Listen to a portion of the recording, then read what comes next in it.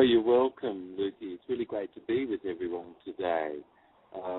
It's so amazing that we're talking a little bit about I am, and I just was wondering how you woke up this morning and what the first thoughts were, and thinking in the native tradition really is sort of feelings, feelings, and is a form of chatter, and then what we said to ourselves, or like actually that we had when we woke up.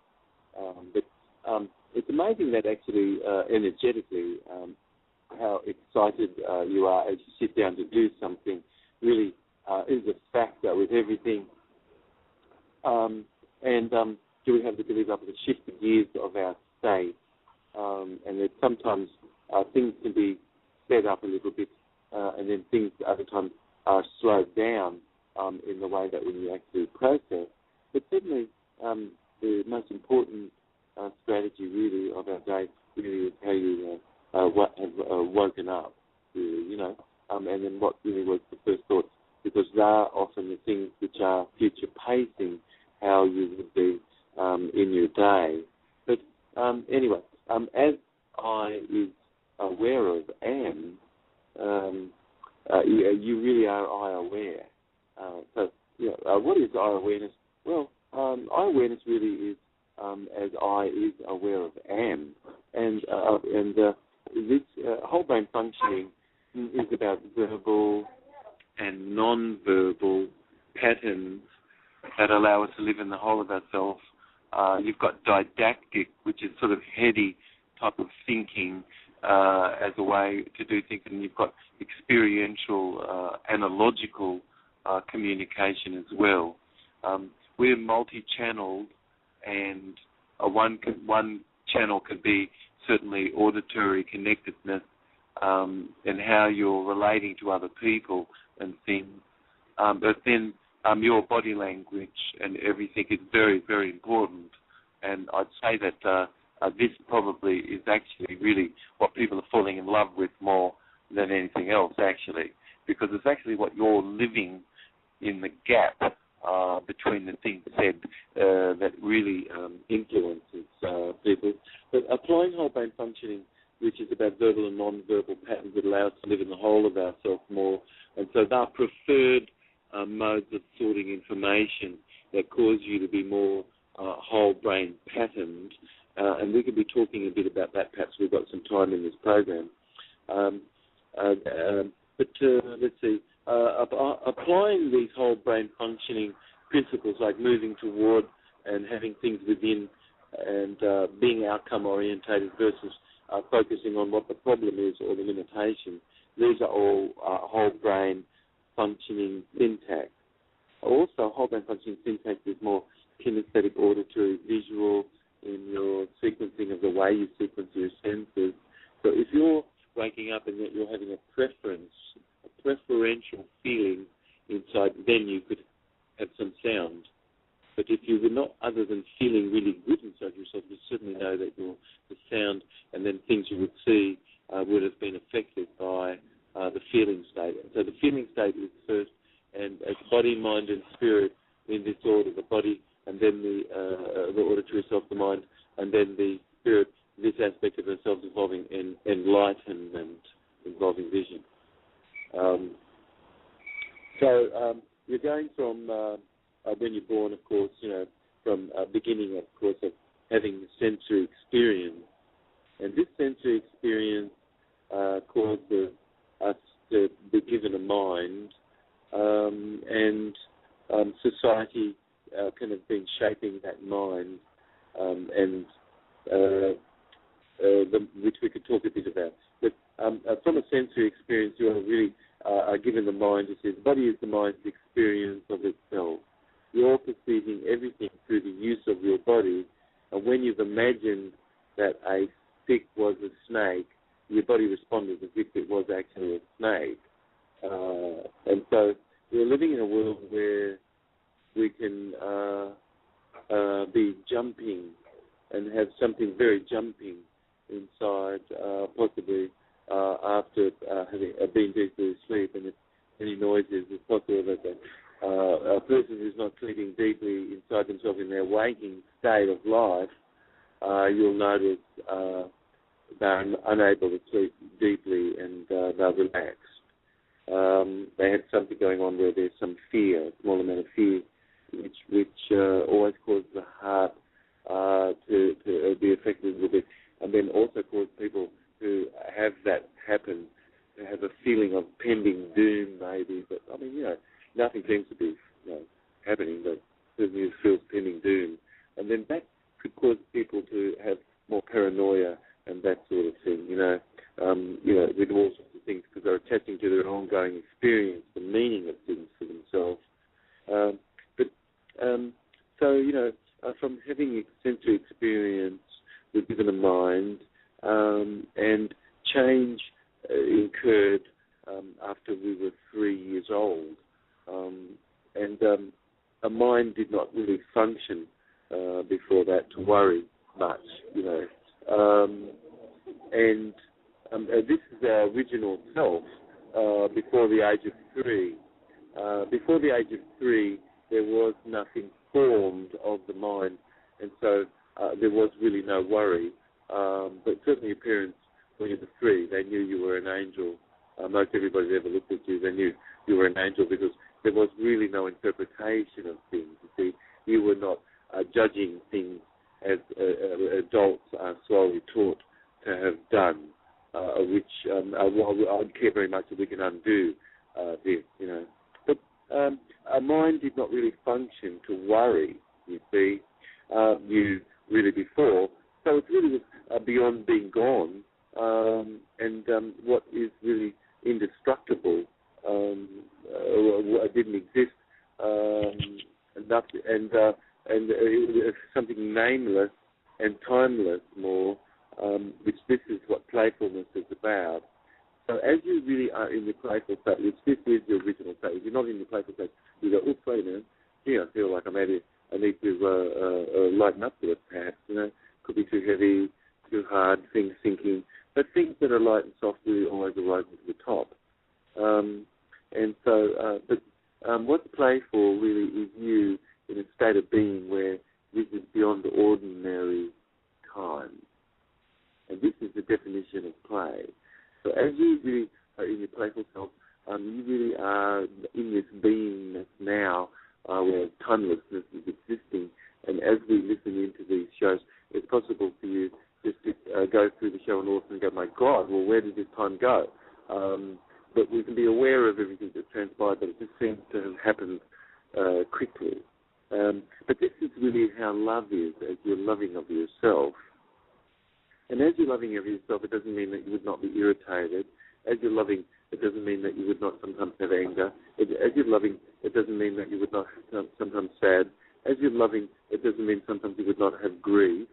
All these emotions are you in your lovingness, and not any one of these is better than another, but that you're in a balancedness of your being in how you respond to the things around, and that you can just simply observe how your body responds, actually. That's all. But you should not rule over your body. Just allow it to be, simply, And this is love, because love really is, as your heart is really more like a vessel floating in this current. And you want to make sure it stays buoyant in the current. And only the way it can stay buoyant in the current is to stay empty itself. And then the current is useful, isn't it? But if you let the current in to the boat then sinks. And this current is fear. So where fear could have been let in, and we still don't even know how that occurred because the mind was not formed before it happened. People said there was a bogeyman. You're afraid of the dark. You can't walk out in the dark. You're afraid something could be there. And these sort of things are quite not uncommon kinds of conditions that adults actually suffer from. So when we've been in the wilderness, for instance, doing a wilderness training, people have to have the ability to be able to go from one place to another, and they have to go there by themselves in the dark. And can you do this? Well, some people refuse to, and well, that's okay, but at least that's where you are. But how are you with perhaps not having achieved something, and how do you process not getting something. That's a strategy. Everything really is a strategy, Lukey. But as you really love, your heart is really like a boat, and it's sort of floating a little, and it's weightless. But then if any fear is present, the mind existed, and it started to have all of its chatter.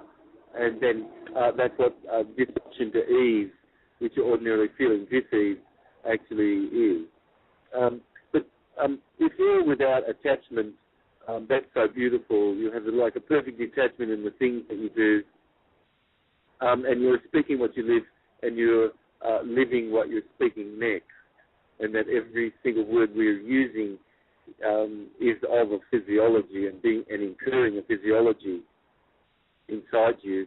Now, you can be aware of this once and for all time, that we can put things, which is truthful, is something which is mutually beneficial, but the truth itself is not the object, but you are the object. You are, and this is the search, which is the ultimate. But truth is not an object. Truth is this, which is the constancy of your care to search, to find, and refine the things in front of you. But I see that you don't really throw anything out much, which that's pretty good. Anybody can say anything, and you don't even care much to throw anything out. You're just really refining what is working, and you're having your focus on refining the things, and you're not completely satisfied with the definition that you have, and you're continuing to refine it, but you don't just necessarily just throw something out because it doesn't fit necessarily. You're just simply continuing to refine what is more excellent, and we're living in an age right now where we really need to be a bit more purple and not so much red or blue, and we need to think purple because as we think purple, we can protect ourselves and protect our children and things. And love is you without any attachment. But if you separate the children to be of the same sex, the same age, and then you're going to cause a compartmentalization and isolation and fortressness and create fortressness between genders and things. And that's the sort of thing that might have been necessary for a warmongering society, but it certainly is not healthy at all, you see.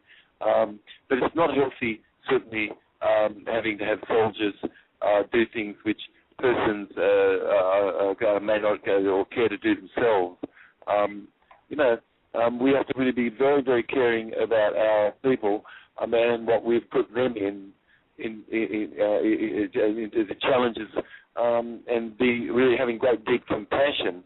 But every single word we use, it does have a physiology, and if your boat is and as a heart, as a vessel, is afloat and remained, that's not sinking.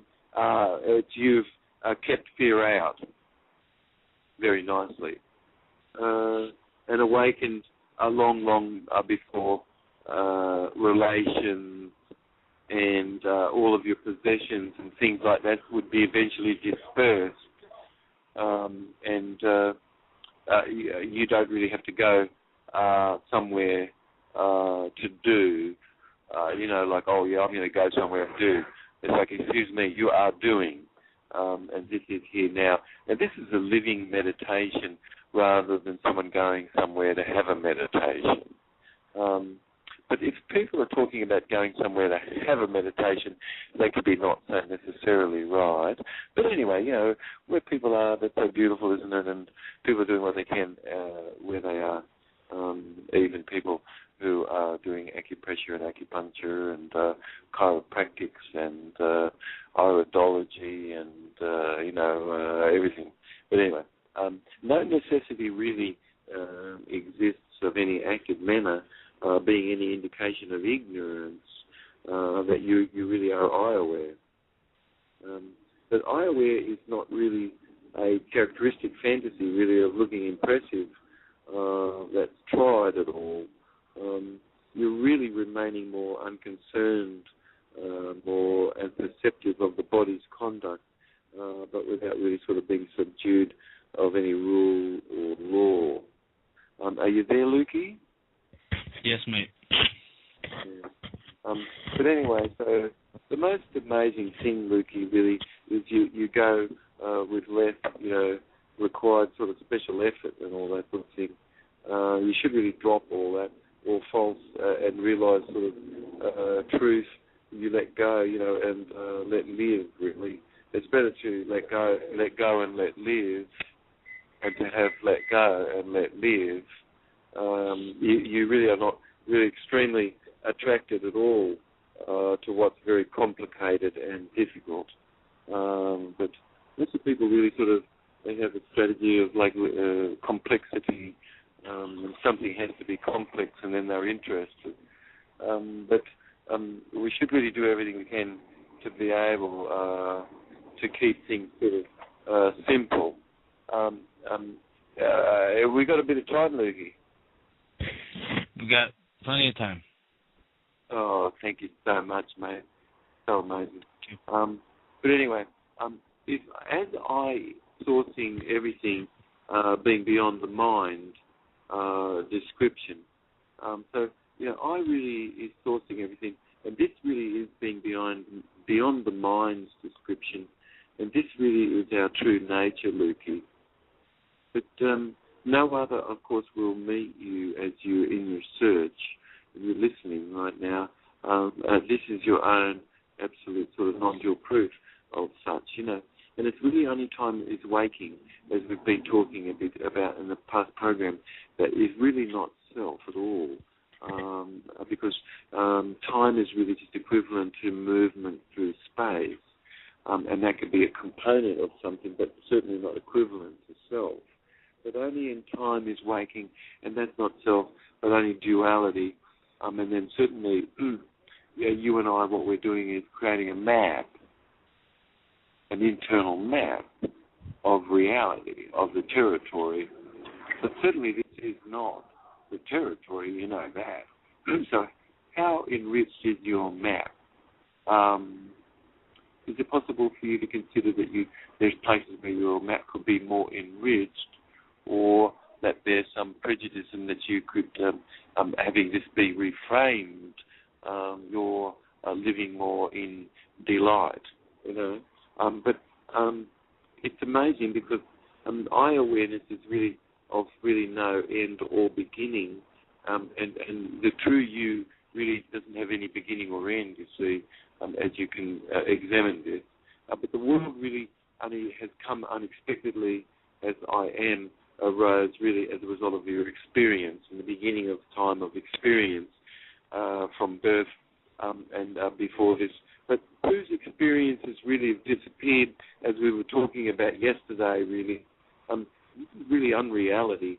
As you really see the universe formlessly, this is timeless experience, and this is really, this timeless experience really is the cause of consciousness as a seed, and then the body forms around this, and everything in its beauty that you could consider the mind to be, which personally is a bit like rubbish and the wind blowing over the rubbish. But the best way probably to consider the mind might be just as a dreamed beggar, Lukey. But a dreamed beggar sort of that's behaved sort of regally, and as nature really we can have been acting more, and as we are being acted ever more in nature, sort of a little more forgotten of what sort of felt, heard and seen, and we're not really sort of thinking about it all that much and stuff, But self-realization really is where people have been able to quieten down their thinking, and to be able to do that, people have to go through grief and to integrate loss. And as loss is sort of integrated, which is sort of the grist that's being applied to ever become more eye-aware, we really could really be living life more carrying on in this gap that we have, and this really is I am. And this is what the Toltecs teach and the Native Americans teach. And then at an early age, people have learned a lot about body language. They've learned by having conversation to know much about tracking. But if you looked at a footprint in the soil, it's possible really to be able to read the emotion of the person's walking and what state they're in. This really is a beautiful awareness that we really should have. But that what happens in school where people become McDonaldized and then didactic, sort of heady sorts of education is, and you've got the 3 R's, arithmetic, writing, and reading, but it's the 4th R, recreation, really, that actually is the one where people are shown to have success in life. But certainly the most successful people in life to this very day, I've all visited friends, are the people that actually really were very, very popular as people back even in your younger days. They happen to tend to be very successful in the playground, and these are the people who are successful in life. So people who really sort of did the didactic approach and just sort of learned arithmetic, reading, and writing, but really were not very good in the playground, they tend not to so be good necessarily in life, which really life is more of a sort of a social type of a dynamic to be successful. Would you agree? Yes. But anyway, this I am really is a consciousness arising, and the world is flowing inside self.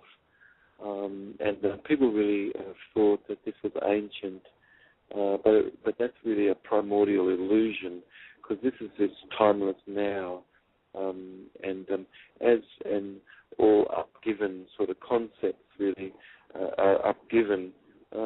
Silence really is such a beautiful concept based on tradition that stabilizes nature and allows this more nature of a layered truth searching to happen, where self is really the true religion, if you could call a religion.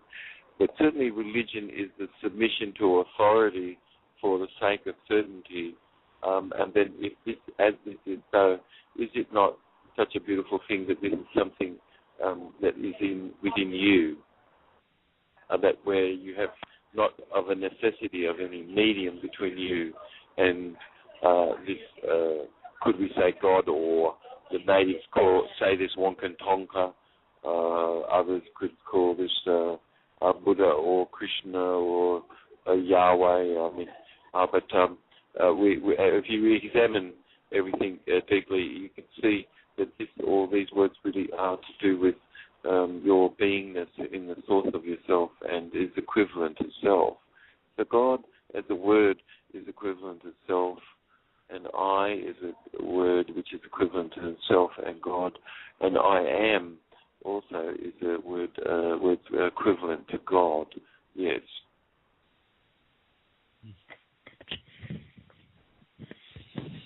You there, Lukey? Yes, mate. I'm on the edge of my seat. It's so amazing, because as you have this beautiful sort of inner quiet, probably that's one of the major ways to live a long life.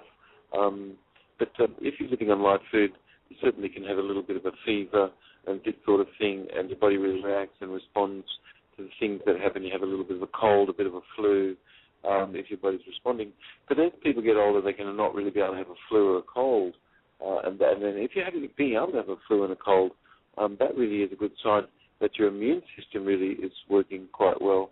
But our body really should have the ability to be able to elevate its temperature and naturally to cope with sort of invading microbes and this sort of thing. But the body can have, over time, less than kept its proper immune response. But I would say that even people are really eating live food as they can. When they eat junk food, it doesn't move through their body. It causes yeast and a snow-like deposit to be present.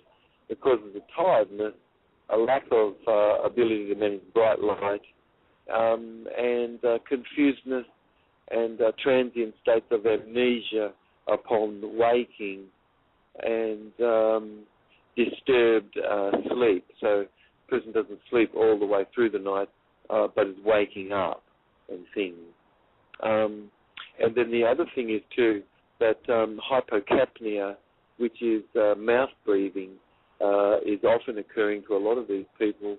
All of a sudden they'll be mouth breathing, which builds mucus up radically, and then all of a sudden the person's not able just to quietly clear that.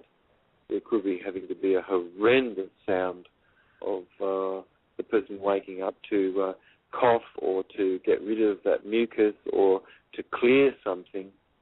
And even that would wake everyone in the house up. It wakes the person up. And they're not necessarily having a deep sleep. But snoring is another thing, you see. Snoring really, we're meant to actually really sleep very quiet, breathe through our nose, and sleep on a firm surface so as you turn a little bit, but you sleep all deeply through the night and things. And then we recommend typically people consider bringing in some of the fresh urine in the morning because it sets the melatonin. Melatonin, there is no more important substance that you could bring in, and really, and then you're getting it in urine. That's amazing. Things are not really corrected until they really are.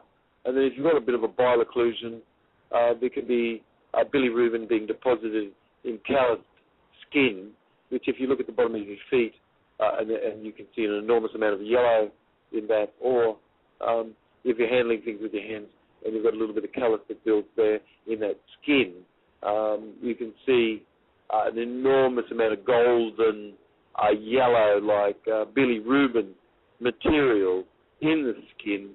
And that does come about from eating lots and lots of rice. And the rice-eating people, it's very, very common for them to be able to have a condition like this, you see. The rice really does cause bilirubin not to be able to be swept out in the intestinal tract, and that fecal matter ends up getting deposited in the skin. And so it's sort of like a golden sort of yellow fecal matter, really,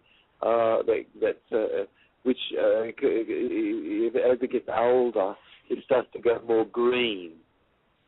So when somebody sort of says somebody looked green, it is true. They could look sort of green, and that is a biliverdin. So bilirubin is a very golden yellow color, which when people are in their youth and they're born, they're mostly born from rice-eating families, extremely jaundiced, and it never disappears really. And the skin remains fairly yellowed, but it's amazing actually places of the body where they could still be completely white, but most of the body is yellowed, so they've sort of got a yellow sort of patina. And then cultures, depending on what they eat, the foodstuffs which they eat affect them. For instance, people in the North Europe, in Denmark especially, in the Netherlands probably too, and Iceland as well, people look very, very white and pasty and grey. So it's sort of like a grey-white and very marbled white fat from the milk fat that makes up their bodies. So, what we eat really does affect the body luster, and certainly as you're really vibrant, you've got hair, and it's very thick, gorgeous, and shiny, extremely shiny. Your skin's smooth and very, very shiny, and you basically have no flaking of your hair or skin or anything really. You see? And this is a good sign of health, Lukey. Are you there, mate? Yes, sir. Yeah. So, recognizing that we really should have the ability to be able to have elevated temperature, and the body's really way of being naturally able to cope with invading microbe and dysbiotic organisms and things. When you're bringing in the life colloids, you're really bringing in substances which assist to help normalise your immune system. And there's a whole range of these substances that are derived, for instance, like from various Streptococcus pyogenes organisms and bacterium prodigitium, also known as Serratia martensine, which really even coli, as coli toxins, would put that into the body a little bit under the skin subcutaneously, and it would cause a person to sort of go through the suffered advanced sort of stages of neoplastic sort of condition and things, and using coli toxins, coli sort of induced fevers in people that really did range from 38 degrees Celsius to 42 degrees Celsius, which has about 100.4 Fahrenheit to 107.6 Fahrenheit. But our body really, as it has its really good health, it does have the ability to be able to actually go through this fever and to be able to correct itself. But certainly I've kept people alive by causing them to be kept chilled to pass through a moment where they would have died because bacteria would have invaded their body and taken them over. But then I put ice them down and sedated the person, had the person sedated and iced them down, and over 2 or 3 days, if they could pass through that moment, the body rights itself, you see. But if it wouldn't have been able to do that, then the person could have passed away. But I've often really been able to recommend the things which really could have saved somebody even in intensive care.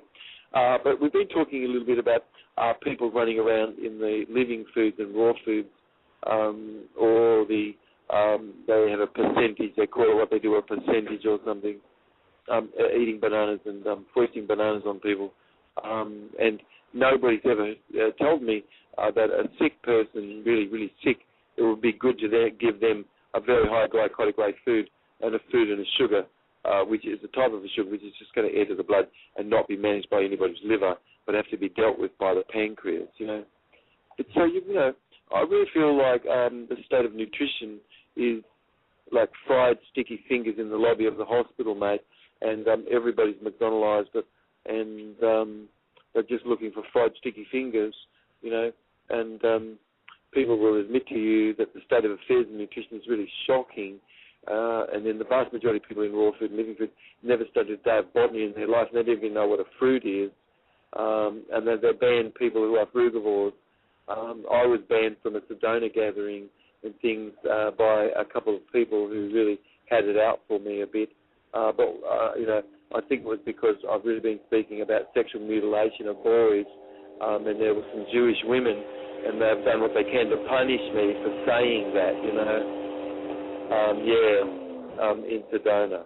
But anyway, that's another story. These things sort of happen. It's amazing. Have you got a little bit more time, Lukey? It looks like we got about 7 minutes. Oh, it's so amazing.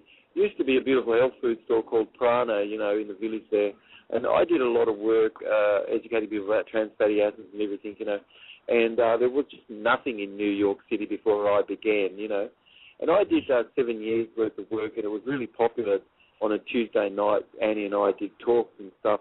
And then some of our talks sometimes was really about, like, sexual mutilation of boys.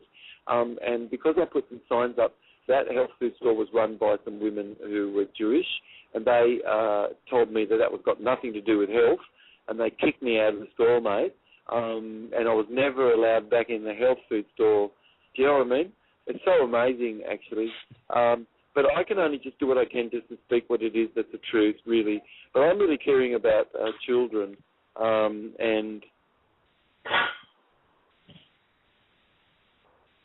boys especially, because I can see that they're being sexually mutilated, and the ones that are kept whole are often the synechia is broken, their hymens are broken before 1 or 2 years of age, and so most of these boys are really sort of raped by their caregivers and older women and people who have no knowledge really of even what a whole penis is and this sort of thing. But anyway, that's another story. Look, I'm really excited that we can be doing these programs and things, and that we can continue to excite people and that whatever it is that you have, if there's something that's come up, and then if anybody's listening, they'd love to send some questions in about any of the material that we've gone over or anything, that would really be great for us as well. Yeah. And anyway, I really thank you, Lukey, and Patrice, and everyone in New York for assisting to help us with everything. And we're doing what we can to have a camp, a Jub West, which is a training program of Dance of the Wolf, which is for teachers interested in learning more whole brain functioning. Yes, so in Potrero, it looks like it's possible that we can facilitate something here. So that's something that we're doing here in San Diego. I'm really looking forward to coming out to New York and connecting in with everybody. It's such a beautiful, beautiful family there. And though I got a shat on because the system is such a Nazi system in New York, and they just do not care about children, period, you know, and that's a shame. And then New Yorkers at the moment are perhaps not aware really of what's really going on, even with their children or anything, actually, you know, but it's a shame. But anyway, I really care very much for us to connect in with each other, mate. Yeah. Have we got any minute left or something? Yeah, we got a couple of minutes left, Dr. Joe, but I want to thank you for being so kind and gentle. Only an angel could tell somebody they have this neoplastic condition and help them to see that there's something they could do about it. Yeah. When they took my boy from me, I ended up with cancer. When they took my boy from me, I ended up with a stroke. I have not really fully recovered since they took my boy from me. I really suffer every day. You know, and I'm a very beautiful person as a parent and beingness, and it's a phantom that has caused my boy not to have me as a daddy in his life. Isn't that amazing, you know? Yeah. But I suffer every day. I care very much for people, and I'm very sensitive to people, and certainly to the sufferedness and this sort of thing, yeah. So anyway, really care very much for us to celebrate with each other as we can assist people to learn more about eye awareness and whole brain functioning. You're the best. You're the best, mate. Love you, mate. Love you, Tim. Talk to you soon. Bye, mate.